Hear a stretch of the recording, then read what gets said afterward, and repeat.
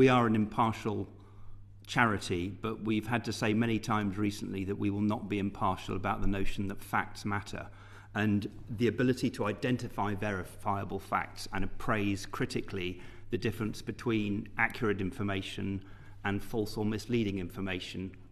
is what we would see should be at the heart of a media literacy program. And yet we now have a US administration which tends to distrust people who talk about information, good or bad, in such terms. As you probably know, when Vice President Vance came to Europe earlier this year, he described misinformation as an ugly Soviet-era term and suggested that anyone using terms like that was essentially trying to tell you what you should be thinking. That's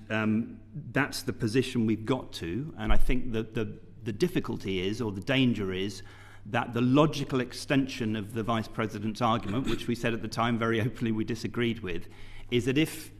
everything becomes an opinion, so it's my facts versus your facts, then if everything is an opinion, you get to a place where nothing can really be questioned. And that's really dangerous for the whole idea of a healthy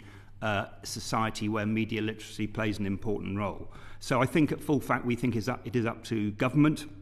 it's up to Parliament, it's up to regulators to think I think it's a time to think about the values we want to embed in our society, how best to ensure that critical thinking takes root in a world where there are very different views about what information or how information should be dealt with. And because information is such a currency now and data is what runs our world, we have serious concerns about the potential for the large internet platforms, some of the most powerful organizations the world has ever seen,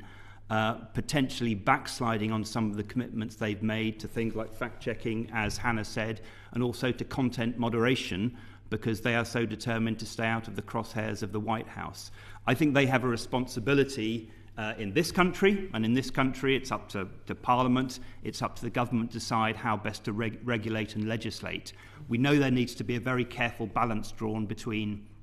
protecting freedom of expression and protecting people from harm online. And I think the ability to imbue people with the skills of media literacy could become even more important if we see those companies that control so much of our information environment beginning to shirk their responsibilities.